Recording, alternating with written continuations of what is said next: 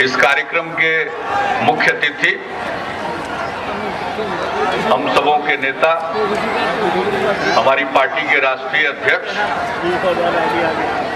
और माननीय सांसद आदरणीय शरद यादव जी, माननीय मंत्री ऊर्जा, उत्पाद, निबंधन एवं मद्य निषेध एवं संसदीय कार्य श्री विजेंद्र प्रसाद यादव जी, माननीय मंत्री विधि, योजना एवं विकास विभाग श्री नरेंद्र नारायण यादव जी, जिले के प्रभारी मंत्री और अनुसूचित जाति, जनजाति तथा पिछड़ा वर्ग, अति पिछड़ा वर्ग कल्याण मंत्री श्री जीतन राम मांझी जी, माननीय मंत्री उद्योग एवं आपदा प्रबंधन श्रीमती रेणु कुशवाहा जी, सिमरी बख्तियारपुर के माननीय विधायक अरुण कुमार जी, माननीय विधायक रत्नेश सदा जी, माननीय विधायक अब्दुल गफूर साहब, माननीय विधायक जनाब इजहार अहमद साहब, माननीय विधायक श्री नीरज कुमार बबलू जी, माननीय विधायक श्री विजय कुमार मिश्रा जी, विधान परिषद के माननीय सदस्य जनाब इसराइल राइन साहब, श्री संजीव कुमार सिंह जी, जनाब हारून रशीद साहब, श्री विजय कुमार वर्मा जी, पूर्व विधायक श्री गुंजेश्वर शाह जी, जनता दल यू के जिलाध्यक्ष श्री धनिकलाल मुखिया जी, यहाँ उपस्थित अन्य हमारे सभी सम्मानित साथी और नेतागण, सभी जनप्रतिनिधिगण, विशिष्ट अतिथिगण, यहाँ उपस्थित पथ निर्माण विभाग के और सूचना एवं जनसंपर्क विभाग के सचिव श्री प्रत्यय अमृत जी, बिहार राज्य पुल निर्माण निगम के अध्यक्ष और वित्त विभाग के सचिव श्री संजीव हंस जी, हमारे प्रधान सचिव श्री अंजनी कुमार सिंह जी, सचिव श्री अतीश चंद्रा जी, यहाँ उपस्थित अन्य सभी अधिकारीगण, पुलिस पदाधिकारीगण, प्रिंट एवं इलेक्ट्रॉनिक मीडिया के यहाँ उपस्थित सभी प्रतिनिधिगण और इस सभा में उपस्थित बहनों और भाइयों, आज मैं आपको अपनी शुभकामनाएं देने आया हूं। इस पुल का शिलान्यास भी करने का अवसर मिला, कार्यारंभ भी करने का अवसर मिला, फिर हमने इस पुल के निर्माणाधीन अवस्था में निरीक्षण भी 2 वर्ष पूर्व किया सेवा यात्रा के दौरान, और उसी दिन हमने तारीख तय की थी इस पुल के लोकार्पण के उद्घाटन की 14 जनवरी 2014 को, और हमने कहा था कि चूड़ा दही के दिन आएंगे, तो किसी ने सुधार करके कहा था कि चूड़ा दही नहीं, दही चूड़ा के दिन। तो हमने कहा कि भाई मिथिला में तो लोग दही चूड़ा खाते हैं, दही पर जोर ज्यादा है, मगध में चूड़ा पर जोर ज्यादा रहता है, इसलिए हम लोग बोल देते हैं चूड़ा दही। लेकिन मुझे आज बेहद खुशी हो रही है कि जो तारीख हमने तय की थी उससे ठीक 1 महीना पहले इस पुल के लोकार्पण का अवसर आ गया, और इसलिए मैं आप सबको ढेर सारी शुभकामनाएं देता हूं। इस पुल का कितना लाभ होगा, इस पुल से भावनात्मक रूप से लोग किस प्रकार जुड़े हुए हैं, इसमें बहुत कुछ बताने की जरूरत नहीं है। आपकी जो इतनी भारी उपस्थिति है आज इस कार्यक्रम में, वही अपने आप इस बात को प्रकट कर देती है कि लोगों में अपार हर्ष का वातावरण है, और हम चाहते हैं कि इसी प्रकार से हर्ष का वातावरण रहे।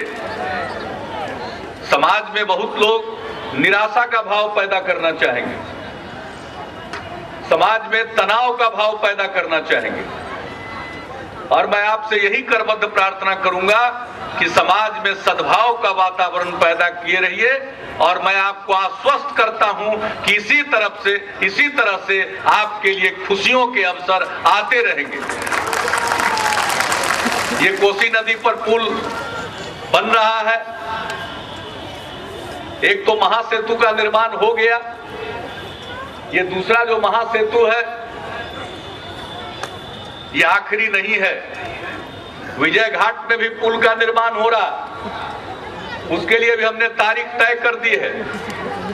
2015 के 14 जनवरी को उस पुल के भी निर्माणाधीन अवस्था में हमने 2 बार निरीक्षण कर लिया, अभी हाल में भी उसका निरीक्षण हमने किया।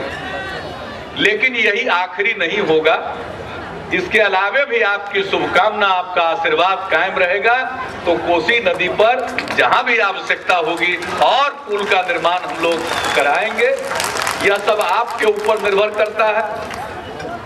और किसी परियोजना के बारे में सोचना, उस पर काम शुरू कराना और अंततोगत्वा वो काम पूरा करना, इस काम में कितनी प्रसन्नता होती होगी ये आप समझ सकते हैं और मुझे इस बात का एहसास है। और जब मैं पिछली बार आया था तो हमने इस पुल के परियोजना के विस्तारीकरण का भी ऐलान कर दिया था और ये पुल अब कमला नदी पर भी पुल का निर्माण हो रहा, उसका भी काम प्रारंभ हो गया। 325 करोड़ रुपए की लागत से वो काम हो रहा। उसके अप्रोच रोड का, संपर्क पथ का भी निर्माण हो रहा। और इस प्रकार से अगर आप देखें तो इस कोसी इलाके को दरभंगा से जोड़ने के लिए ये जो एक नया रास्ता बनाया जा रहा है और पुलों का एक नहीं अनेक पुलों का निर्माण हुआ है, छोटे और बड़े पुलों का। इस पुल के निर्माण के कारण दूरी घट जाएगी और ये मिथिला जो 2 हिस्से में विभक्त थी वो एक रूप धारण कर लेगी। यूं तो ये काम जो निर्मली के पास महासेतु का निर्माण हुआ है, मुझे आज भी याद है, वो दिन हम भूलते नहीं है।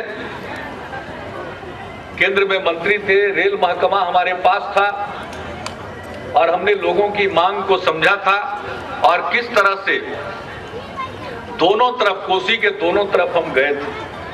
केंद्र में बड़ा इसको लेकर के एक तरह से एतराज था कि कितना पुल बनेगा,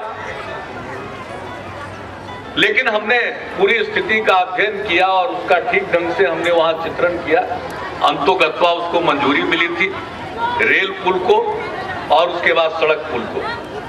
तो आज सड़क पुल चालू है, रेल पुल को भी चालू हो जाना चाहिए, जितनी जल्दी हो सके उतनी जल्दी, हम तो यही चाहेंगे।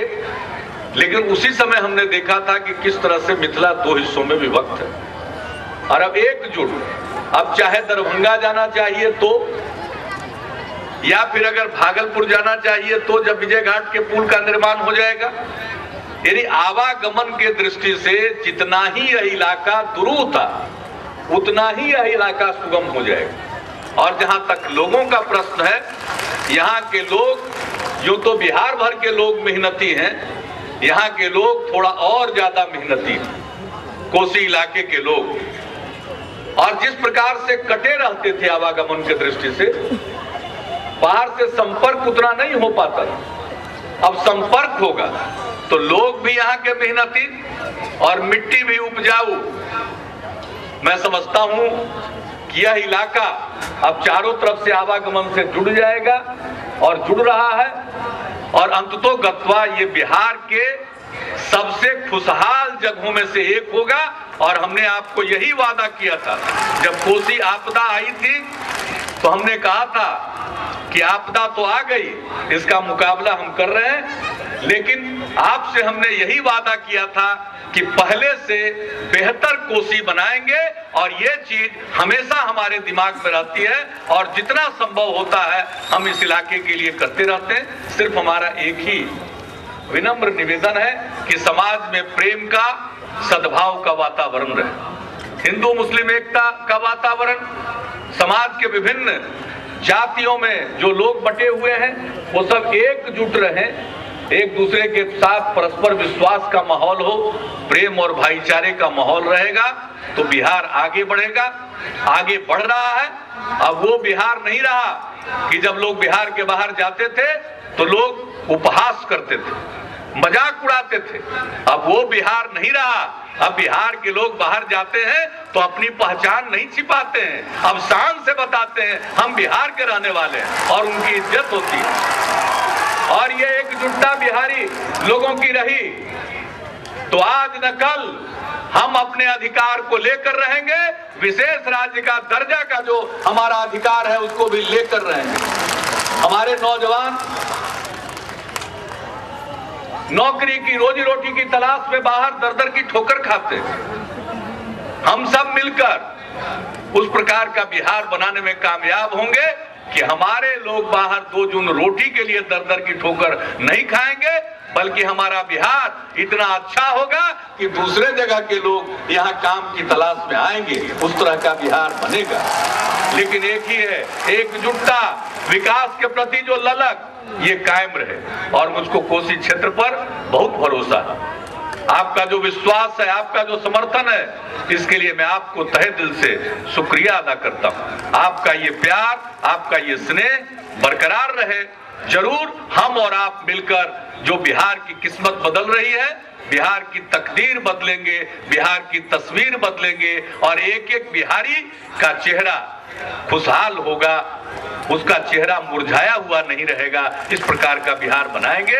तो इन्हीं शब्दों के साथ आज के इस अवसर पर मैं आप सब लोगों का अभिनंदन, आदरणीय शरद जी का अभिनंदन करता हूं, आप सबका अभिनंदन करता हूं और अपनी बात को ही समाप्त करता हूं। बहुत बहुत धन्यवाद। जय हिंद, जय बिहार।